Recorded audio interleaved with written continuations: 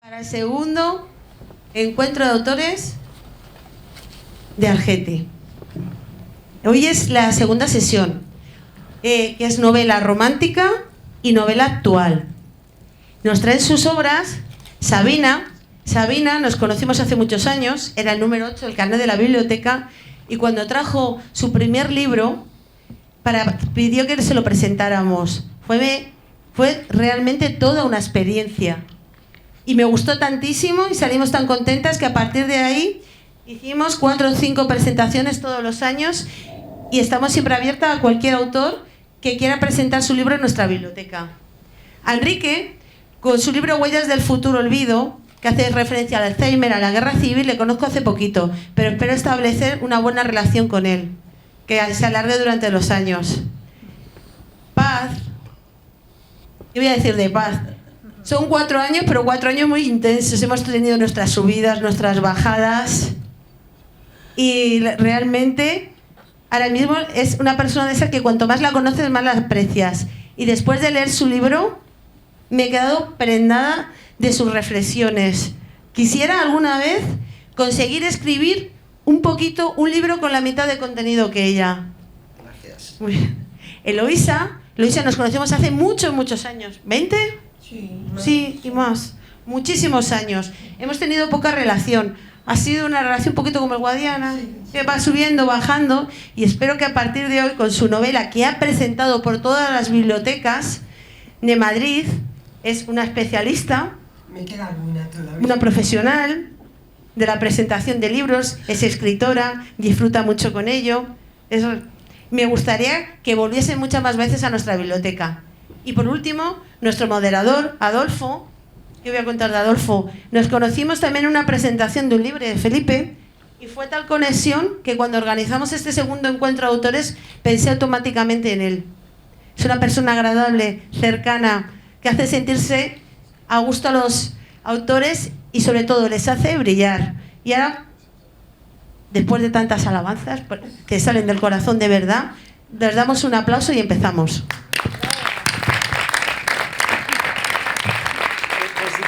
Te dejo y sigues tú con la presentación porque ya casi has asumido mi papel. Bueno, bien ha dicho Belén que después de conocernos y tal, pero esto viene a consecuencia de los 2 fallidos intentos de la Feria del Libro de Algete este año.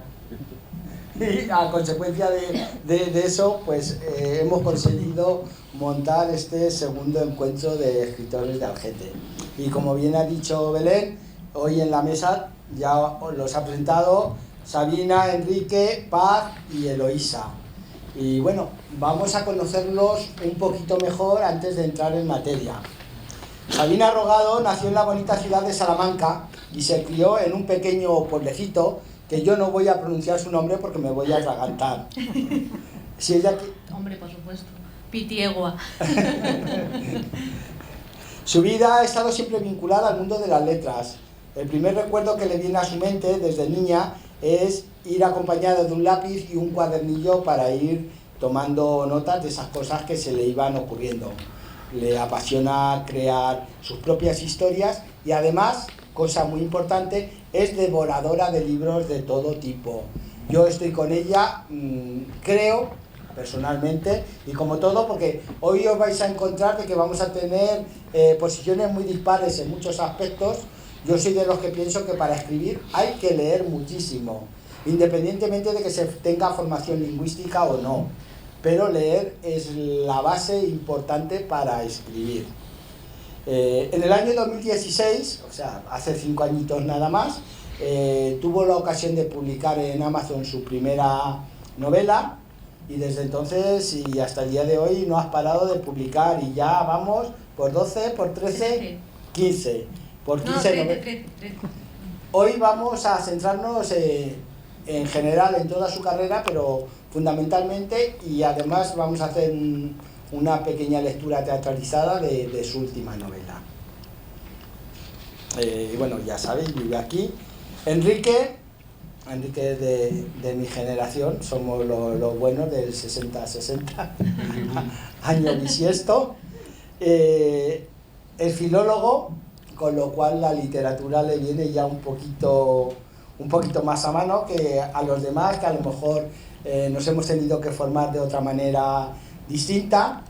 Es un escritor habitual de diarios, de cuentos, también es un ávido lector y entiende la literatura como una forma de indagar en la complejidad del mundo. Lo que nunca nos llega a suceder, la literatura hace montones de preguntas, no simplemente nos cuenta historias. En esas historias también nos llevan a muchísimas reflexiones y él fundamentalmente es donde quiere llegar con sus escritoras. Además de la novela de la que vamos a hablar esta tarde, Huellas del futuro olvido, tiene una segunda novela terminada, en fase de revisión, ya nos hablará también un poquito más de ella. Eloísa Martínez Santos nos habla desde su infancia. Ay, perdón. Al final os he colocado, no, la hoja está mal colocada. Claro, porque, bueno, pues hablamos de ti y luego volvimos con Pat. Nos habla de aquellos primeros cuadernillos de hadas y de héroes, donde encontró su primera llamada a la lectura. Otros esto lo hemos vivido ya a posterioridad, y la lectura de los cuentos infantiles a lo mejor en nuestra época no estaba tan al alcance de todos. Ha leído de todo: novela, ensayo, poesía, historia y todo aquello que ha caído en sus manos, y comenzó a interesarse por la escritura de la mano de su primera maestra, doña Vicenta. Este no es un caso extraño, luego hablaremos de él porque en ese tipo de encuentros es uno de los condicionantes. Es ese primer maestro que te alaba tus redacciones, el que pone esa semillita para hoy poder estar aquí en un encuentro de escritores y poder estar orgullosos de que aquello que en un principio era nada, cómo nos ha focalizado en nuestro mundo literario. Dice que necesita escribir tanto como respirar. Es una manera de sentirse creadora y vivir historias a través de los personajes que fluyen y se apoderan de su inspiración, para colocar un te odio donde ella quería decir un te amo. Vamos a hablar también de esto porque es un fenómeno que se da con más frecuencia de la que pensamos, y es que los escritores no siempre escribimos lo que queremos. Los personajes toman vida y nos llevan donde quieren llevarnos ellos en muchos casos. A los 9 años estrenaste tu primera obra de teatro, por lo que nos cuentas fue la primera y la última en honor a la directora de tu colegio, Divina Pastora, para festejar su cumpleaños. Además, hablamos de un colegio de monjas, sí, ¿no? Con lo que aquello suponía en la época en la que estamos hablando, que no tiene mucho que ver con la época actual. Eloísa es muy premiada en sus relatos, en sus historias, y bueno, pues también vamos a hablar de estos premios y lo que han supuesto para ti en todos los aspectos, que supongo que habrá muchas variantes, depende del momento en que te haya venido cada uno de ellos.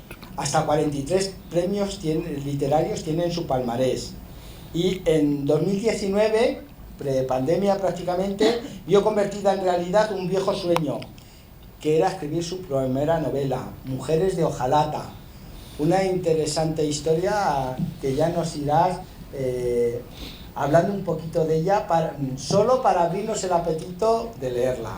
Y por último vamos con Paz Garrido. Es graduada en diseño industrial y esmaltes artísticos. Como veis, a excepción de Enrique, que sí que tiene formación lingüística, los demás han ido por otros derroteros, y sin embargo en la literatura encontramos ese equilibrio a carreras profesionales totalmente opuestas en muchos casos. Ser profesor de matemáticas y ser escritor es una de las cosas que más me he ido encontrando en este tipo de encuentros, y es porque el hombre a veces necesita ese equilibrio y ha decidido ganarse la vida de una manera pero llenar su alma de otra, y la literatura es una de estas formas de llenar el alma, ¿no? Afortunadamente también es licenciada en Bellas Artes por la Universidad Politécnica de Valencia en la especialidad de escritura, de pintura. Esto ya, Paz, quiere decir que el gen creativo lo tienes ahí impregnado desde el principio, ¿no?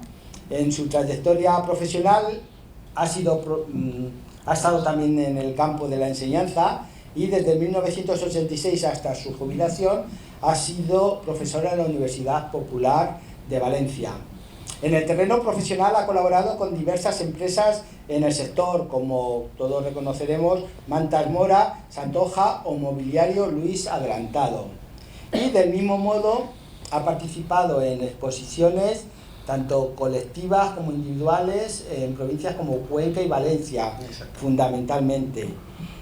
Ha publicado diversos catálogos profesionales, pero fue también en el año 2019 como Eloísa cuando publicó con Olé Libros su primera novela, Berta, con la que ya sí que has hecho un buen recorrido literario y poético. Y bueno, fundamentalmente, a grosso modo, esto es lo que desde el punto de vista literario tenemos encima de la mesa, y en lo que vamos a profundizar a partir de este momento, y que en un momento determinado espero que todos ustedes también participen con aquellas preguntas o aquellas curiosidades que la mesa de por sí les lleve, ¿no?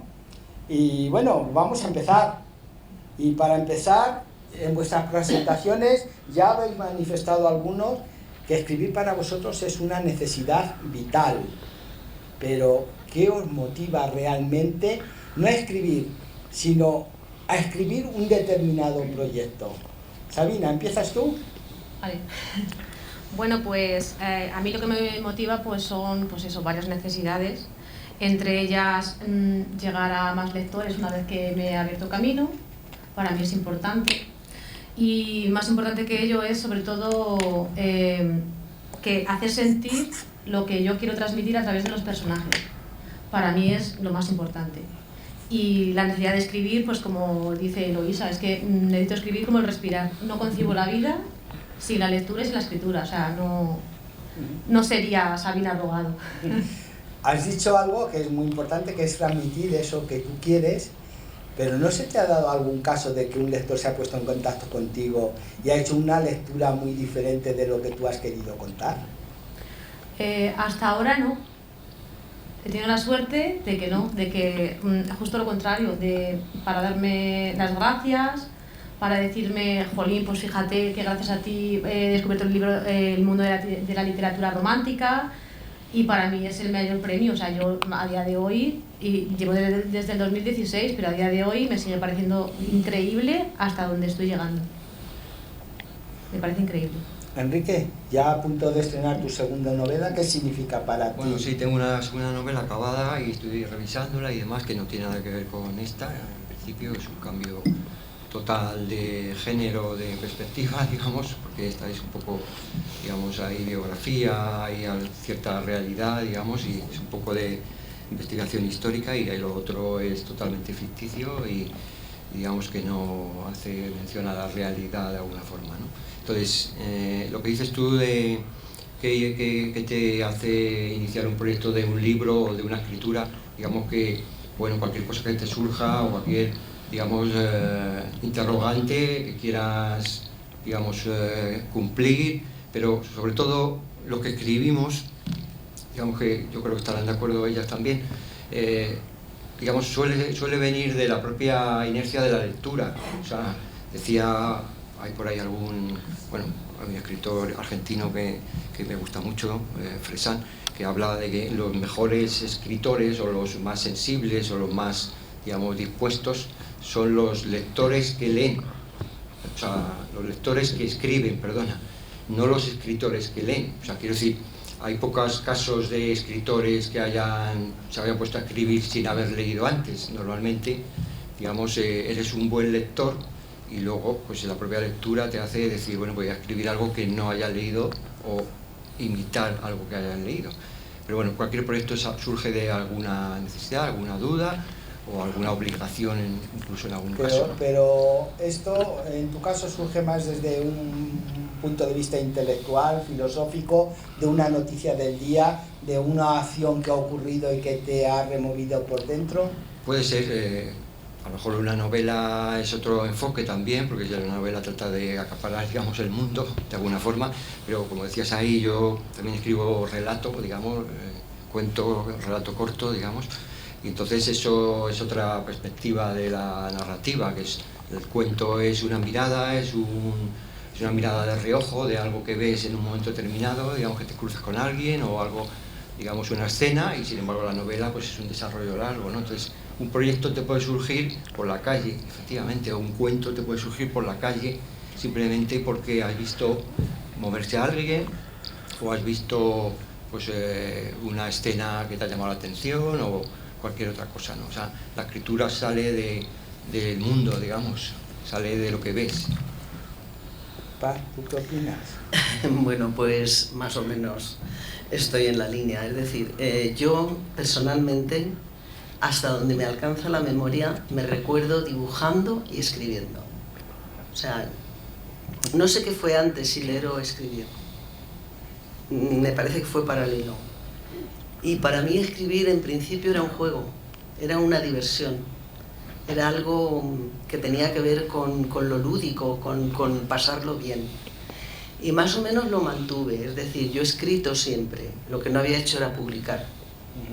Mi trayectoria formativa pues tomó el derrotero más de la plástica, pero yo creo que en lo más profundo yo tenía la escritura, la literatura. La cosa surgió de manera que fue eso primero y después fue lo otro, pero hubiera sido posible al revés. Escribir para mí que es, pues, como están diciendo, una necesidad, pero es una necesidad divertida, aunque sufra, porque se da la circunstancia. También me pasa pintando. Recuerdo que una vez se lo comenté a un profesor. Digo, me da la vida y me la quita. Y me dijo, efectivamente, es así. O sea, disfruto muchísimo, pero me entrego tanto que llega a momentos que es una extenuación. Y publicar un libro es como también como montar una exposición, que lo he hecho, es abrirte en canal. O sea, mostrarte. Yo no sé hacerlo de otro modo. Yo he escrito mi novela, me he tirado así, del avión sin paracaídas. ¿Cómo ha surgido?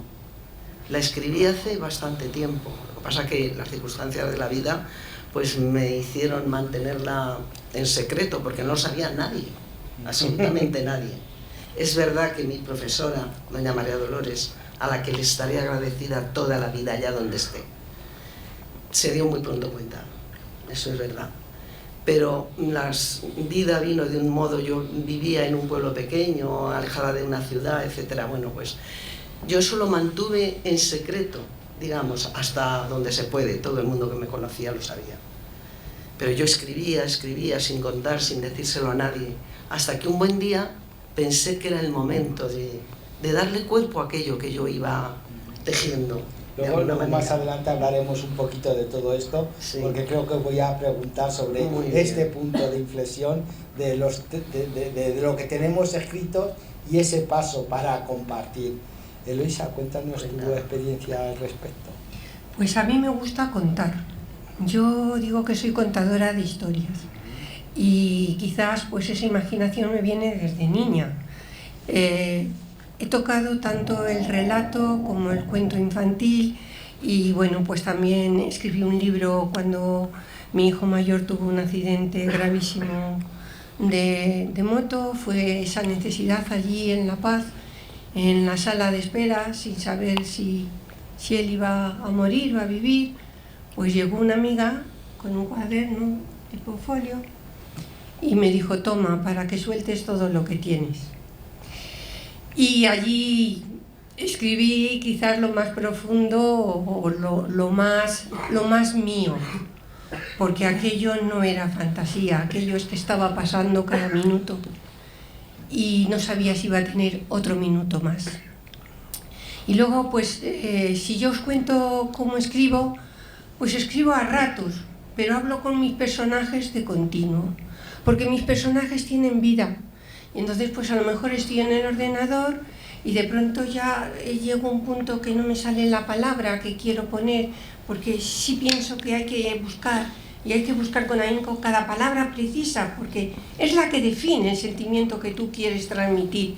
Entonces me levanto y me pongo a andar. O le digo, pues anda que, Carmen, ayúdame, Carmen me refiero porque es una de mis protagonistas. Ayúdame porque yo no sé qué es lo que tú quieres hacer ahora. Cuando me digas qué quieres hacer ahora, pues yo voy al ordenador y lo escribo. Y realmente sí, lo que tú has dicho, los personajes tienen su propia vida, aunque suene un poco ridículo si queréis decirlo, pero es que la tienen. Entonces, es dejarte llevar y sentir lo que han dicho los compañeros, porque unas veces sientes una inmensa alegría cuando eres capaz de escribir a lo mejor 5 folios seguidos, y otras veces pues sientes la frustración que no has pasado de 3 líneas y que estás borrando porque aquello es una patata.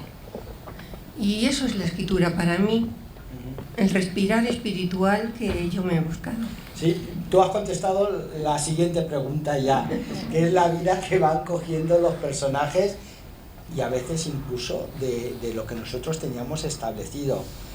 Sabina seguramente tiene otra opinión porque ella escribe lo que le van dictando, no tiene ideas preconcebidas a la hora de escribir una novela, pero ¿te ha ocurrido en algún momento que una vez que le has dado un perfil al personaje, que has dotado la historia ya de un camino, que el personaje te haya dicho no por aquí? Es que me pasa como a ella. Es que los personajes son los que a mí me van diciendo y me van contando la historia. O sea, es súper curioso. Es que es como está diciendo Eloísa. En mi caso pasa exactamente lo mismo. Yo, cuando me pongo a escribir, porque siento la necesidad de hacerlo, sé cómo va a empezar, y sé que va a tener un final feliz. Porque claro, como es novela romántica, el final feliz no puede fallar. Y luego sufren mucho los pobres, pero bueno. Yo sí que sé cómo empieza, sé cómo termina, pero no sé nada más. Yo puedo estar en el capítulo 3 y no sé cómo va a salir el capítulo 4. O sea, es que es... Depende de lo que va a salir. Ya hablaremos un poquito más adelante de los procesos creativos y los distintos procesos creativos que cada uno seguramente lo tenemos de alguna manera. ¿Tú qué piensas? No, yo tengo una opinión un poco diferente, vamos, es todo respetable, ¿no? Pero creo que la escritura, la narrativa, la invención, digamos, incluso aunque sean personajes inventados por uno, digamos, deben estar al servicio del escritor, en el sentido que es el que los maneja. Es un poco como, digamos, la metáfora del ventríloco y el muñeco, es así. Vamos, no lo digo yo, la verdad que también lo ha dicho mucha gente antes, ¿no? Pues se puede estar a favor o en contra, cada uno tiene su opinión o le sale así, efectivamente. Pero creo que el escritor tiene que manejar, digamos, a los personajes y llevarlos, que no se te escapen, digamos, de que no te hagan ellos la novela, en el sentido en que tú tienes que manejarlos, porque si no, el proyecto tuyo, digamos, te deja en segundo plano, y realmente el escritor tiene que estar en primer plano, los personajes en segundo, ¿no? Pienso que es así. Otra cosa que efectivamente, y también estoy de acuerdo con lo que decía Eloísa, que puedes hablar con los personajes. O sea, en algún momento, igual que el ventríloco habla con el muñeco, ¿no? Pero en algún momento, digamos que los puedes materializar y creerte que pueden ser personas, pero siempre tienen que estar al servicio del escritor. Bueno, ese es mi punto de vista. ¿Qué piensas al respecto? Se dan las dos vertientes. A mí me parece, como estoy vinculada al mundo de la plástica, esto, cuando empiezas una novela, es una pastilla de arcilla. Y entonces la vas modelando. Y de alguna manera la arcilla tiene también su propia vida, su propio... O sea, no puedes tratar a la arcilla igual que si fuera mármol, por ejemplo. Entonces mi novela puede ser de arcilla o puede ser de mármol, la de Eloísa puede ser de granito, es decir, cada una tendrá su propio material y con él y con sus herramientas va formando esa historia. Ese es mi caso. Aquí os voy a contar una anécdota que viene al pelo compartirla. Yo estoy más con Enrique, luego vamos a hablar, como os he dicho, de estos procesos creativos. Yo cuando configuro una historia lo hago de una manera muy cerrada, pero una de las últimas novelas que he escrito quería hacer una alegoría a la alegría de un recién jubilado en una edad joven todavía y con un tono súper positivo. Y me metí en 80 páginas y la novela cada vez me hundía más al personaje, se queda viudo, le abandona a su hija y dije, no puedo controlar al personaje. Tuve que dejarla en un cajón olvidada durante un año. Cuando retomé la novela un año después, en 10 páginas la historia dio la vuelta que yo quería. Pero tuve que castigarla durante un año. Y con otra, sin embargo, que es real porque es sobre el Camino de Santiago, me encontré que no estaba preparado para contar realmente mi vivencia espiritual en ese Camino de Santiago. Y tuve que dejarla reposar también un tiempo para que no me hiriese, porque me estaba haciendo daño la historia. Y Eloísa también nos ha dado otra clave, creo que has sido tú, que es muy importante. Yo sobre lo que estás hablando, antes de pasar a otra cosa, yo creo que es muy diferente hablar de relato o de un tipo de escritura quizás más técnica que de lo que puede ser la novela. En un relato que te exige muy pocas páginas... Yo hablaba de novela. Sí, pues yo no estoy de acuerdo con Enrique. O sea, en el relato sí creo que tiene que estar muy estructurado, porque tienes unas páginas para contar una presentación, un nudo y un desenlace. Y entonces lo tienes que saber muy bien. Pero la novela, como muy bien ha dicho Adolfo y yo creo que los compañeros, es que es muy vivo. Es que tiene muchos giros. O sea, de verdad, yo borré 100 páginas porque me pasó lo que a ti. Era un desastre de novela. Eso no iba a nada. Escribías por escribir, porque escribir por lo que tú creías que querías decir, pero no decía nada. Eso lo vamos a tocar más adelante. Vale, también. pues entonces ya porque yo me Es en cuanto a lo descriptivo de las novelas y lo que no es necesario, porque algunos se creen que tiene más valor una novela porque tenga 400 páginas a que tenga 200 páginas pero no tenga eso que llamamos relleno, que no te lleva a ningún sitio, ¿no? Exactamente. Esto es totalmente absurdo, escribir páginas que no dicen absolutamente nada, que la novela no avanza, no tiene sentido de ningún tipo. Pero antes de cerrar esta primera ronda de preguntas, y tú lo has dicho, y has hablado de curativa, escritura creativa, escritura terapéutica. ¿Cómo lleváis vosotros esto? ¿Cómo sentís vosotros esto? De coger y en un momento crítico como el que nos hablaba Eloísa, enfrentarte al papel en blanco y empezar ahí a soltar eso que tanto daño te hace por dentro, pero con el simple hecho de empezar a escribirlo, empezáis a sentiros liberados de alguna manera. Tú ya has hablado, Eloísa, si no quieres decir nada más al respecto, pues que continúe Paz. Pues verdaderamente es un proceso, como hemos dicho antes, tan gozoso como duro. Puede ser que en algún momento sientas que es curativo, pero a la vez te está también pues lacerando, porque de algún modo, en mi caso, no sé los demás, yo no tengo tanto oficio como para escribir de una manera superficial historias que no, yo escribo desde dentro, y entonces sí que es verdad que hay cosas que me producen pues a lo mejor hasta algún dolor, pero me compensa. Quiero que quede claro, o sea, me compensa sin ninguna duda. Para mí es una felicidad. A veces estoy en casa y yo escribo cosas muy pequeñitas, y a veces las publico incluso sobre la marcha, es decir, no me hago ningún planteamiento, abro el móvil, escribo y publico cualquier cosita, pero sin ningún tipo de filtro, ningún tipo de corrección, ningún tipo de nada.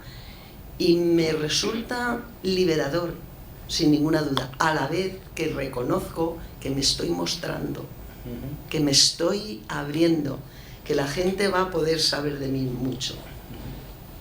Esa es mi forma. Enrique, en tu novela publicada precisamente tocas temas que te afectan personalmente. ¿Esto te ha servido de alguna forma para liberarte de esa historia? O... No, digamos que no. O sea, yo el punto de vista de la escultura como terapia o como, digamos, algún método espiritual, o sea, no lo veo así, lo puede ver cualquiera, ¿no? Pero o sea, para mí eso puede ser cualquier otra actividad, también te puede causar, o sea, o generar una liberación o sea, cualquier cosa, eso puede ser cualquier otro hobby y tal, o sea, como tal.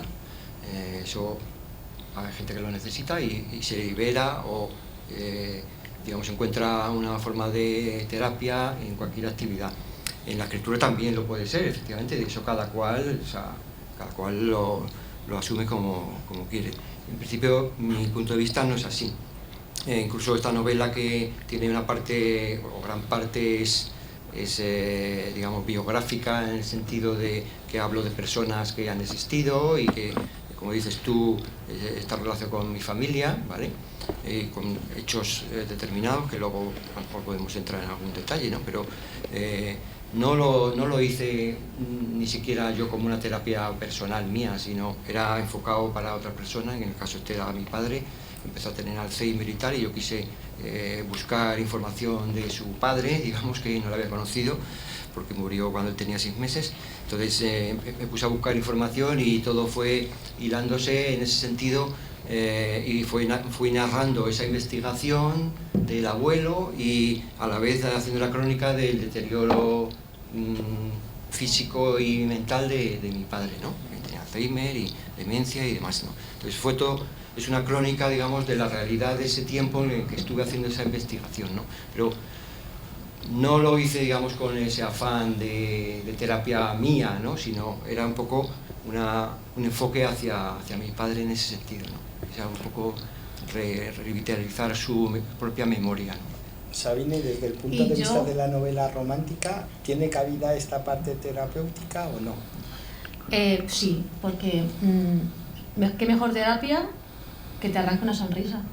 Entonces, tú lees este tipo de novela, yo qué sé, tienes un mal día, lees este tipo de novela que sabes que va a acabar bien, que va a acabar con un final feliz y ya te alegra el día. Tienes un problema, te pones a leer, te evades de los... O sea, es que te evades. Y yo, por ejemplo, lo que siento es que me siento realizada escribiendo. Y en mi caso en concreto, no es que haya sombras, es que yo me siento feliz completamente cuando estoy escribiendo, y el pesar me viene cuando pongo la palabra fin, porque se me acaba el mundo. Aquí venía yo, y sobre todo por lo que ha comentado Paz, de que disfruta pero también sufre. Yo el poner fin me supone un duelo. A mí también. A mí no. A mí sí.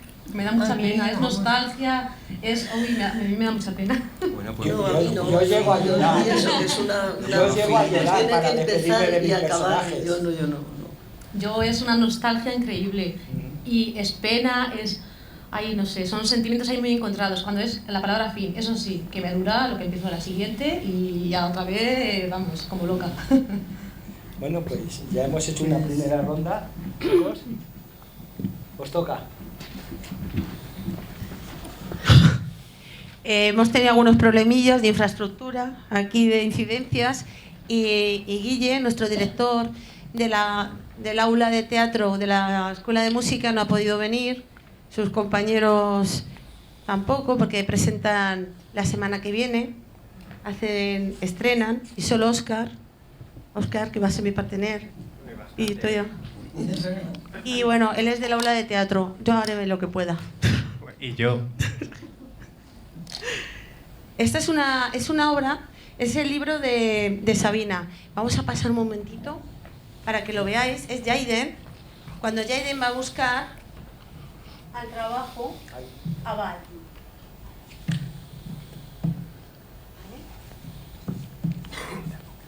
Mira, y vamos a hacer la escena teatralizada. Está lloviendo. Jaiden quiere reconciliarse con Val, quiere acercarse a ella y aparece sorpresivamente a buscarla. Jaiden. Aparece con el coche. Con el coche, ven conduciendo. Jaiden narra la historia también, ¿no? Sí. Diluvia cuando la veo salir. Son las 9:01 de la noche. Toco el claxon y alza la vista. Su siguiente movimiento es echar a correr hacia el coche. La tromba de agua que está cayendo es tan fuerte que la cala en unos segundos. Y yo la dejo subir a pesar de que pueda joderme la tapicería. ¿En serio? ¿Qué haces aquí? Es lo primero que pregunta, mostrándome su cara de sorpresa. Y también su hoyuelo al sonreír. ¿Os había dicho ya que me gusta? Hayden, céntrate. Si has venido es para echarle la charla, no para fijarte en el hoyuelo dichoso. ¡Ah! ¿Por qué me ocultaste el contenido del WhatsApp de Melody? Y ahí voy, directo al grano. ¡Ah, eso! ¡Ah, eso! La aniquilo con la mirada. Algo que le da igual, pues ella está a lo suyo. Y alucino al contemplar cómo pulsa los botones de la calefacción sin pedirme permiso siquiera. ¿Para qué? Estoy helada, tengo frío. ¿Y? La presiono en busca de una disculpa o algo que se le parezca. Y gozo en un pozo. Jaime, déjate de pamplinas. Si no me cambio de ropa, cogeré una pulmonía. Llévame a casa. ¿Eh? No sé cómo lo hace, pero esta tía ejerce sobre mí el poder de dejarme cao con un simple chasquido de dedos. Y me jode lo que no está escrito, la verdad. ¿Lo que acabas de darme es una orden? Termino preguntando, barajando la posibilidad de que no la haya entendido bien. Iluso. ¿Pero a ti qué te pasa? Si has venido hasta aquí será para llevarme a casa, ¿no? Pues no, lista. Si he venido aquí es para que sepas lo indignado que me tienes. Así que indignado, ¿eh? Mucho. Puedes haberlo dicho por teléfono. Si le has sacado a Melo la hora a la que salgo, también lo habrás hecho con mi número de teléfono móvil, ¿verdad? Aunque claro, puede que te lo hayas pasado también conmigo en el Ford Tryon Park, que la posibilidad de que quisiera repetir sea la causa de encontrarte aquí. ¿Te cuesta admitirlo o voy muy desencaminada? Sé que me está vacilando y no entro al trapo. Más quisiera. ¿Cómo se te ocurre contemplar que Jack se haga pasar por mí sin consultármelo siquiera? Además, tú misma dijiste que nuestras expresiones eran tan distintas que nos delataban. ¿Eres consciente de lo que puede suponer para mi reputación si alguien llega a descubrirlo? Eso es imposible. Le quita importancia. Mientras el interrogante de mi cara se agudiza, y debe ser suficiente, ya que no espera a que le formule la siguiente pregunta acerca del por qué es imposible que nos reconozcan soltando lo más grande por su boquita de piñón. ¿Sabes qué, Jaime?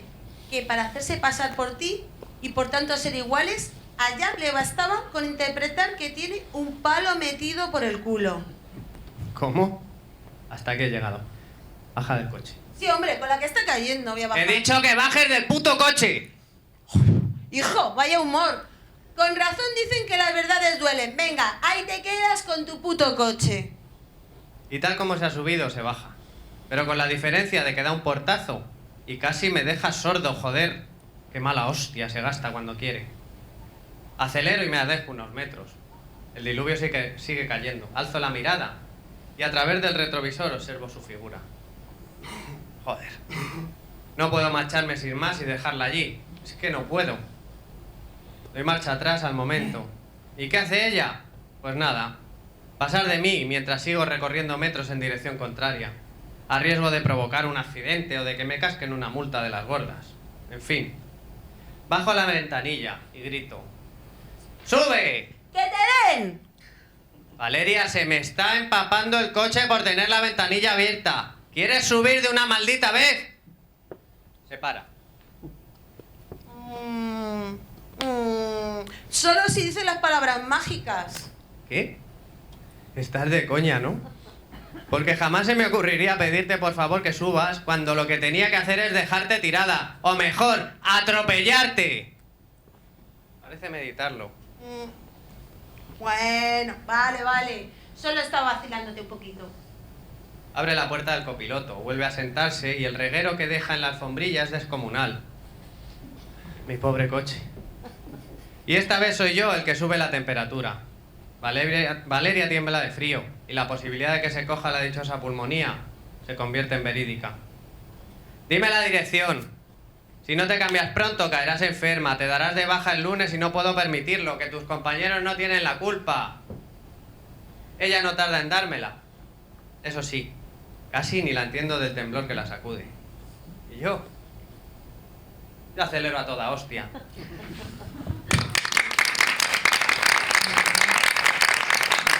Bibliotecarias que valemos para todo. Me ha encantado, ¿eh? Muchísimas gracias. Contigo siempre es la primera vez.